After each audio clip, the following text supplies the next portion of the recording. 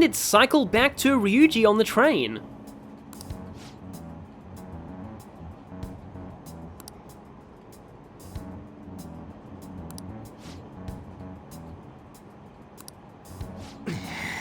Ryuji is just resisting the temptation to bang his head against the wall now.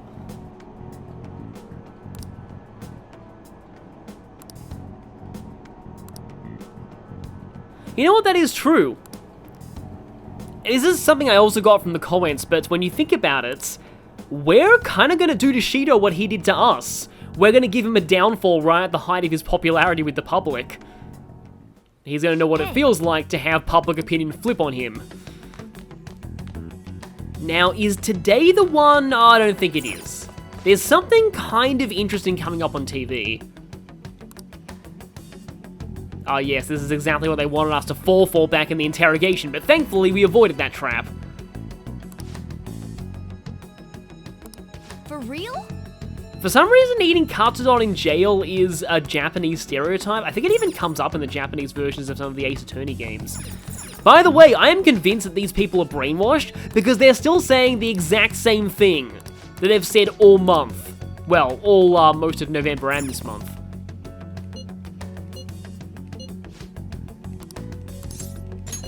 And today we're going to go and see Haru because if we check our confidant list now, Empress is still at rank 9. But every other non-plot confidant is maxed out now. She is the last one we need. Of course, let's harvest the vegetables first. And planting some more.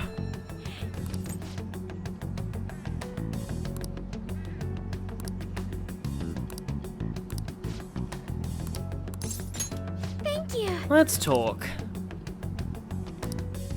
It ends where it all began.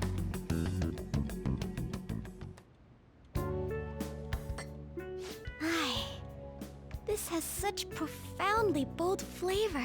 And it didn't even use elephants. I heard you've been getting into the roasting scene, little lady. She got a pretty good review from one of the people at her company. Yes, I often have the urge to drink a fresh cup of your coffee. That near brings a tear to my eye. Just don't rip off his recipe. Well, I'm heading home now. Close up shop for me, will you? I was finally able to convey my feelings during the company meeting. Not just about the new chain, but about the future of the company, and even about Father. I think my presence angered some people at first, but in the end, they all listened to my thoughts.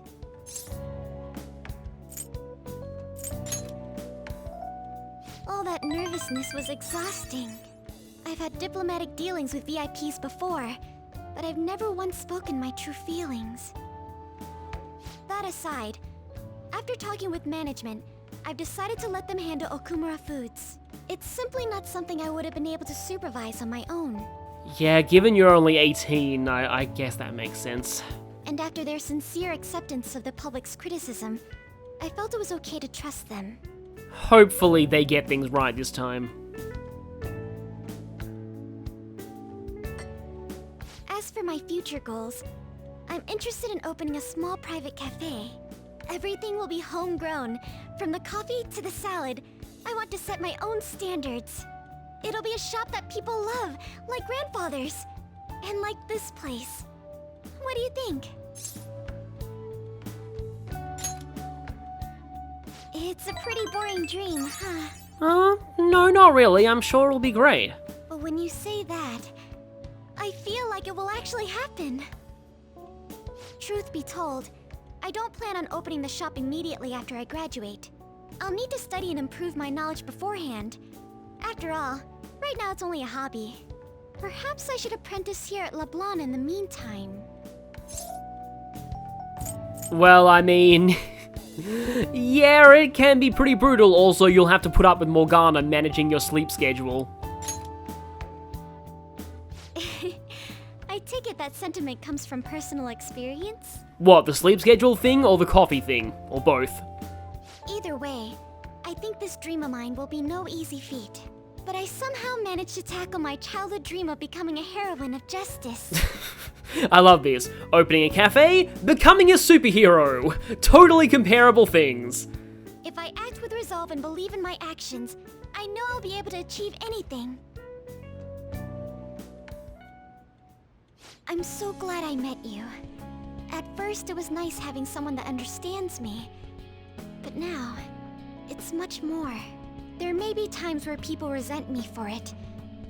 But as long as you're here, I'll be okay. This line's kind of weird to me. Resent you for what? Being around us? But that doesn't make sense because then you say as long as you're here, I'll be okay, implying they're separate ideas. I'm not sure what she's referring to here. You know, I'd like to return the favor. If you ever find yourself in trouble, I'll be there for you. Feel free to rely on me from now on. I have the strength to help you. I can sense it. And there are the lines I would have used in that montage I created if she was maxable before the interrogation, which I'm pretty sure she isn't.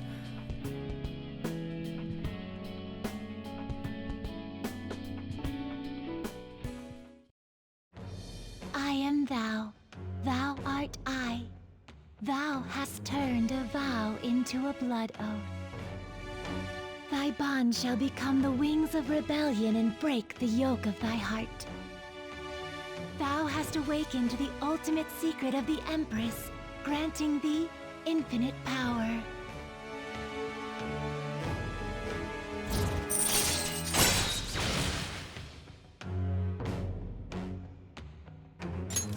All right. All right.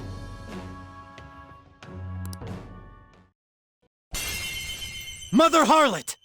Mystery, Babylon the Great, Mother of Harlots and Abominations of the Earth, her name shortened for this game, is a metaphor from the biblical Book of Revelation. She is described as a woman sitting upon a scarlet-coloured beast, full of names of blasphemy, having 7 heads and 10 horns. The woman is dressed in purple and scarlet, decked with gold, precious stones, and pearls, and having a cup in her hand full of abominations. The passage concludes with the speaker realizing that she's a metaphor for a city, but it's not specified what city that is, and it's the source of a lot of scholarly debate.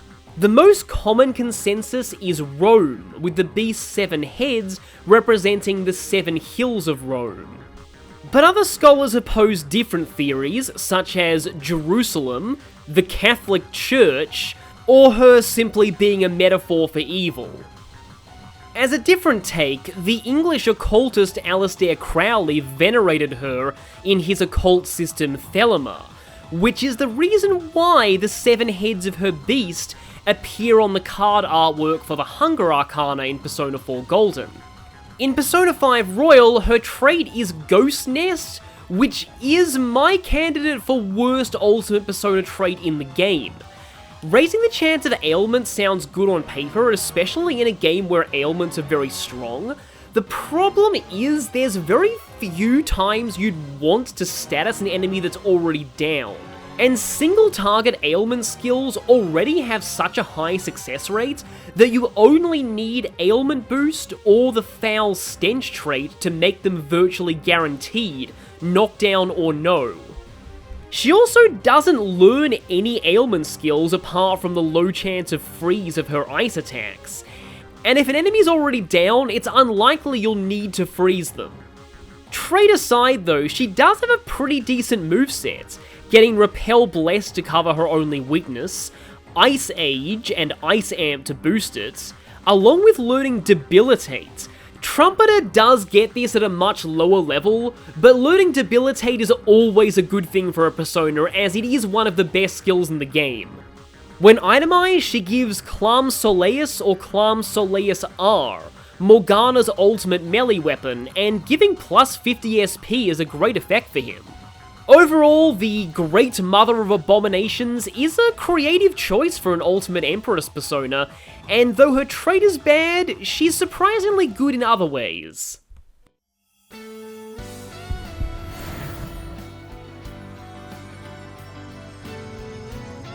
Sadly, no more dress arsenal.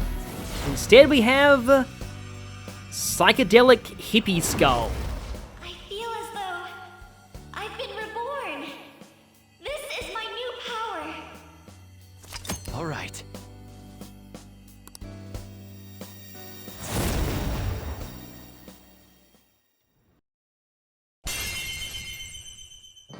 Estarti is a Near Eastern goddess and often considered a counterpart of Ishtar. Her domains include war, hunting, love, horses, but she wasn't a fertility goddess. She's also occasionally, like Ishtar, associated with the morning star. Estarti is often depicted as a warrior on horseback or riding a chariot.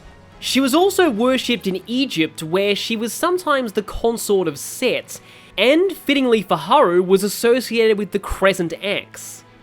Also fittingly for Haru, Estarti and Anat feature together in a lot of myths, including the Baal cycle where they're both allies of Hadad, and an incantation for snake bites invokes both their names. Estarti and Anat were worshipped as a pair in Egypt too. There are a few cases of mistaken identity with Estarti though. Firstly, despite the similar names, she has no relation to the goddess Asherah. Secondly, the Hebrew Bible renders her name as Ashtoreth, possibly a deliberate misspelling.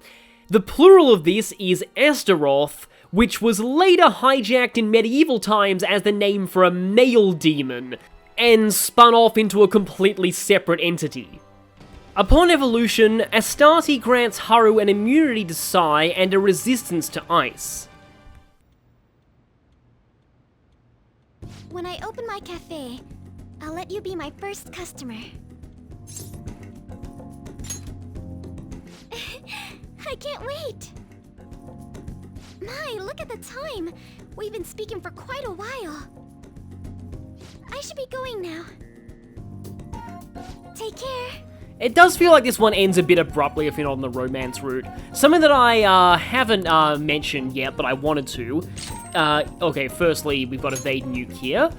And I feel like I don't actually use Makara-Khan all that much, so, yeah, let's go for getting rid of Makara-Khan. I mean, Evade Nuke isn't entirely necessary, but I like to keep all of the ultimate skills. What I was saying was, Haru's romance seems very popular among YouTubers. I know she was Nico B's choice, and I think at least one other LP too. Hey! And with this, we're gonna get the Salvation Crown, among a bunch of other things. Oh yeah. But tonight is free time, and every Confidant who's available, I've already got the room decorations from. So, this could mean a few things. It could mean retro games, or it could mean working on reading all of the books. I think I'm gonna go for the books. And let's see. Let's actually read Medjed Menace, because it's been a long time since they've been relevant. Close up. I mean, now we know that the Medjed that targeted us was fake. What are your thoughts? Oh boy, this is again a lot harsher because so many Australian companies got hacked and had people's details exposed. Like, I thought the section of the plot regarding Medjed and like all of that was kind of cartoonish at the time. And then this year happened, and Australia got hit by pretty much an actual The Cleanse.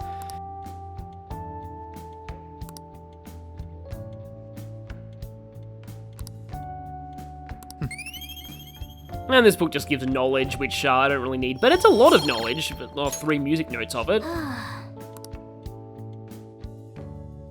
I do want to make sure I finish all of the books by the end of the game. I'm not sure if I'll be able to make all of the retro games. I'm going to try, but I also do want to read all the books. Reading all the books is easier than you think, because you can read any book for free once you...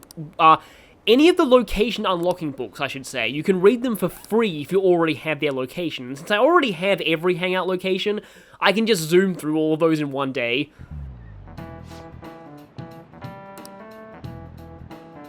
Oh yes, heroes were born this year, but it's not those two. Well, shall we begin?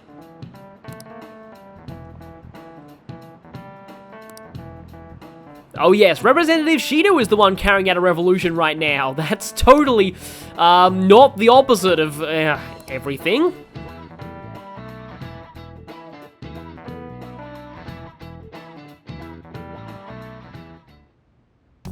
Now that we've maxed out all the Confidants, the only thing we really have left to do with our daily time, let's look at Shogi.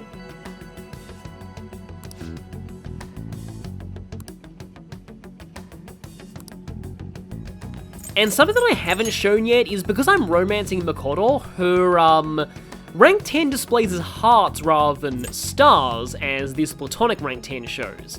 Now also notice how there's a different description for Makoto because I'm romancing her, compared to the people I'm not romancing. The reason I wanted to mention this is because there's a weird thing with Saya's Judgment Confidants. Also, True Justice has a description here, but it's basically just, the plot happens. Also, Saya Nijima is the real friend on the force of the gang. But anyway, her description is actually stored in the location where the romantic descriptions are normally stored. And there's a platonic description for her rank 10 as well, but it's empty. All of the other confidants that aren't romanceable don't even have two separate descriptions. And this leads a lot of people to speculate that Saya was intended to be a romance option at one point in development. This is supported by the fact that she actually has a lot of unused voice clips, including saying I love you. I don't really know how that would have been handled, but maybe that's a leftover from when the protagonist was supposed to be living in the same apartment as Makoto and Saya. Maybe at that point Saya would have been a regular confidant instead of part of the story. But yeah, today we're going to be hanging out with Ryuji to get a room decoration.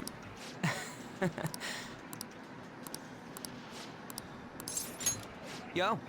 So let's go somewhere fun, and we have to manually choose the correct place this time, and it is Ogikubo of the two strings. Let's go. The weird thing is, like, okay, I fully admit that movie, beautifully animated, definitely a good movie. It's not a movie that I enjoyed very much. It was not what I was expecting in terms of its overall tone. It's hard to talk about it without spoilers, but it's, like I do fully admit, it's good. It's just, okay, like, I don't want to go into, like, spoilers for random animated movies in the middle of Persona 5, but, if you want to know spoilers, I'll put an annotation on screen as where you can skip to, but I sum up Kubo of the Two Strings as, it's like you're watching somebody's tragic villain backstory, but as the whole movie. Meanwhile here, I'm in love. That just reminds me of Naruto and Ramen. Yeah, Ryuji really is a shonen hero. He definitely fits the shonen hero mold a lot more than Yosuke and Junpei did. Hey. Ramen bowl! Yes, you're not too crazy, because yeah, if you were any crazier about ramen, then you'd turn into Naruto. And we don't want that. Yeah. I mean, Naruto had kind of decent development, but I still think it's just kind of amazing how... like, I heard a lot of people have summed up the whole shonen obliviousness to romance as, I love you, and I love friendship. Although, was that actually a Yu-Gi-Oh? I feel like that's a Yu-Gi-Oh! Abridged quote, but I don't know if that's true or not. Yeah, well, the thing is, polls, they can be wrong sometimes. I said I wasn't really going to go deeply into politics, but there is a story I want to talk about in Shido's Palace about a time in Australia when the polls were incredibly wrong. Like, absolutely ridiculously wrong.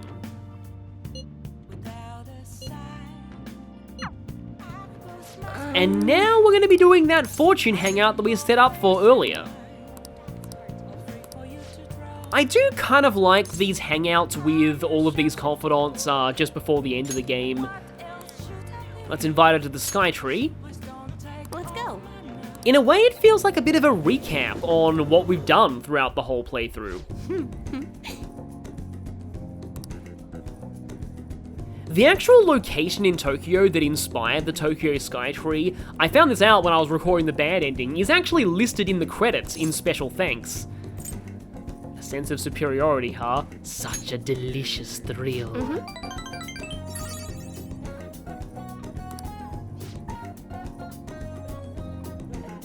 Well, I mean, it kind of is. In this story, it very much is. I mean, yeah, Tokyo is pretty huge. This kind of reminds me of the time I was on top of the Eiffel Tower and looking at Paris. It's interesting, they've intentionally kept the sort of inner part of Paris as looking very similar to how it, like, used to, and then all of the, like, that high-rise buildings are all on the very outskirts of Paris. But Tokyo is mine! Mine! here, And Skytree lamp.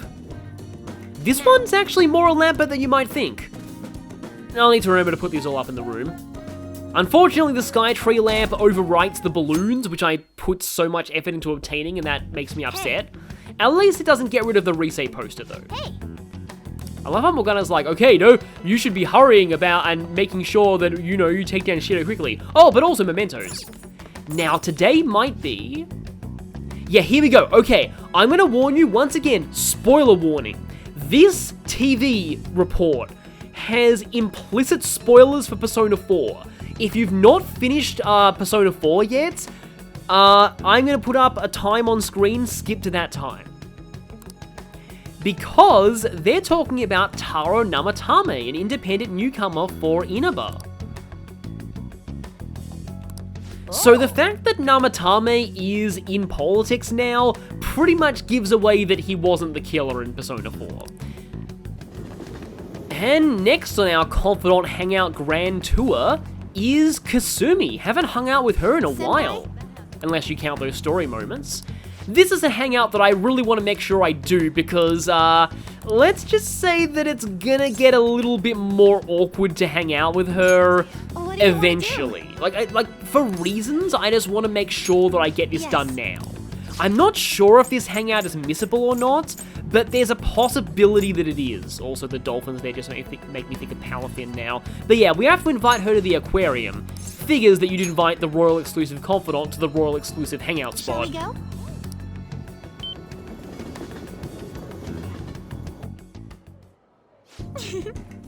Oh, I do kind of miss aquariums. One day I'll go back to my local aquarium.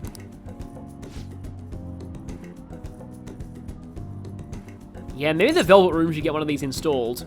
Also, no, let's just go with yeah. Right. Will to survive, huh? That's a surprisingly dark way of looking at it. The Dolphin Show, where the dolphins switch out with flip turn, change into superheroes, and punch people in the face with priority. Yeah, people are raving as of recording this video right now about how broken Palafin is, and I get the feeling that it's probably going to drop off in Battle Spot singles because that's just kind of how things go. And here, ¿por qué no los dos? Forgive my horrible Spanish. The very fact that I know that is just proof that those ads must be the same in Australia as they are all over the world, because I know that's a meme all over the world. But yeah, what I was saying is like Smogon banned Palafin, but from the 6v6 singles OU metagame, which is very different to in-game 3v6 choose 3 battle spot singles. It's just kind of fascinating analyzing the different metagames like that to me, just because, like, the thing that I find really interesting is that both Dracovish and Galarian Demanitan fell off hard in Battle Spot singles. Like, they're not even considered, like, that great as far as Smogon's viability tiers go for that mode. It just really shows how different, like, official in-game modes are to the way Smogon plays. Also, I have to get rid of these people. Hey. And on the subject of Pokemon, today's crossword question is a useless Pokemon ability, Illuminate. Did they ever buff that to do something in battle? I don't know. Birthday cake topper. Would that be candles? Lady Liberty's lights. Is that a torch? Probably. This was probably not the same in the Japanese crossword, but yeah, I mentioned before the answer to this one is Illuminate. And on this note, it just reminds me of Illumination Pictures. The Mario movie hasn't come out at the time of recording this, but I really hope it's at least okay. Like, I don't have any expectations of it being particularly amazing. From the trailers, I'm not a fan of Chris Pratt Mario, but I still think, like, I'm glad that I was vindicated about, like, I always knew, when I saw the Jack Black as Bowser casting, I was like, okay, that's perfect. And I'm glad the trailers vindicated me on that. Though really, I was more thinking of the, okay, today is supposed to be free time, so I'm going to be reading another book today. But yeah, I was more thinking about the Paper Mario Bowser when I was thinking that Jack Black would be perfect, but I've had social thought for way too long. Let's get this out of the way. Time to read a boring book about social science. Social norms can be broadly divided into 256 types, all of which Joker defies. Oh, this is just reminding me of one of those books that I read in high school. Yeah. In high school, called Status Anxiety by Elaine de Botton or something. And, like, it had some okay points, but it also was just painfully boring, and everybody in my class hated it. And we were all just like, why are we studying this? Can we please do something else? That said, it was still better than that anthology of poetry they made us study for belonging. We could have done Emily Dickinson, who, from what I've heard, is quite a good poet, but nope. We instead did this weird, obscure guy called Peter Shinesky, who nobody liked at all. We even saw him in an actual lecture, and even the teachers admitted that what he said was terrible and you get a 0 in an exam if you said it. They must have regretted that so much. I actually, okay, so I'm sorry that I'm going into weird tangents now, because here's actually kind of cool. Like, I like how Makoto's bringing up her father again. You don't really see her do that much outside of her own Confidants. But back to my totally irrelevant tangent, or loosely relevant tangent, I actually found some of my old belonging notes going through my house recently, and they're not bad. I honestly think that, like, if the teachers had done a better job, that could have been an interesting thing to say. Like, I actually think I was just too young to fully comprehend all of it back then. Like, I still think Persona 5 definitely fits quite heavily into these themes of belonging, but I doubt that I could study it for a classroom for school, because you'd probably have to talk about game mechanics, and I suppose you could go into how you're encouraged to do Confidants, because that gives you gameplay benefits, but... And yes, that's true. I said that before.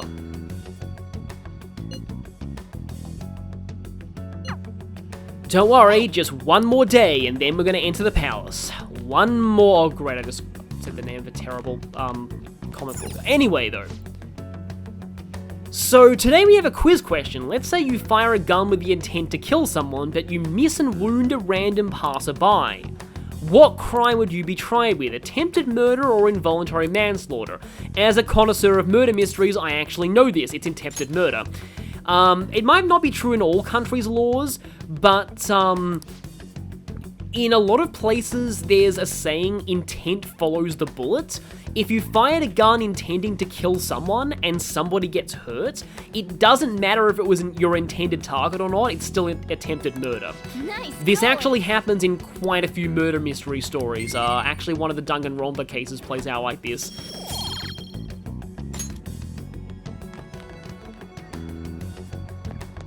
And now for a hangout that's, so confession time, I actually had to re-record this entire, like everything since Haru rank 9, I've had to re-record because I did a whole recording session and then realized that I forgot to save the audio.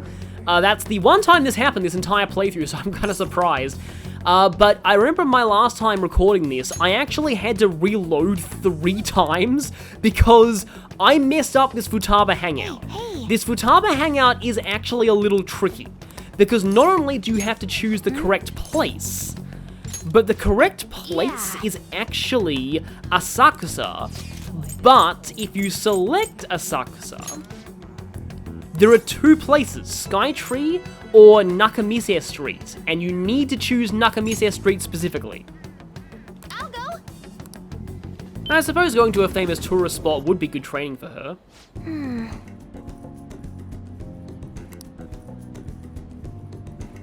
Yeah, she's still recovering from all that. However, hey, look at Ninja! Huh? What? Ninja, where? We must send Camilla to one-shot it before it poison strikes us. Yes, I've been playing too much Conquest. Also, I just noticed all the flu viruses. It's still flu season. Ugh. Well, I mean, you could go to Mementos and fight the Reaper now if you're playing the vanilla game.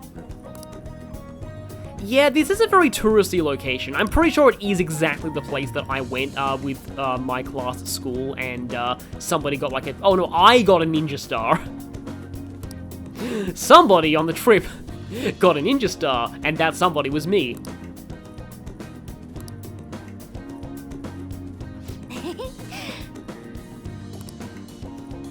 Well, I mean, we aren't a Tokyo native, so I suppose it makes sense for us to have this. Also, it's not I heart Tokyo, it's I less than 3 Tokyo. I'm going home. I still, yeah, there was a that sort of funny moment in a Let's Play I watched recently where somebody was like reading out the character dialogue and they read like that heart icon as less than 3.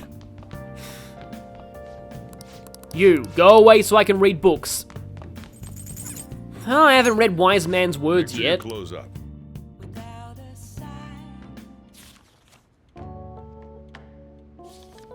This person sounds like they know what they're doing a lot more than the whole status anxiety guy. Though Morgana doesn't like him. And maybe that's a good sign. Yeah, this reminds me a lot of the Hermit Arcana. What are your thoughts? Yeah, I don't know exactly how popular a lot of philosophers would have been with people. I'm not sure most people would like just casually hang out and someone going, oh yes, well what do you think about relative morality and all of that?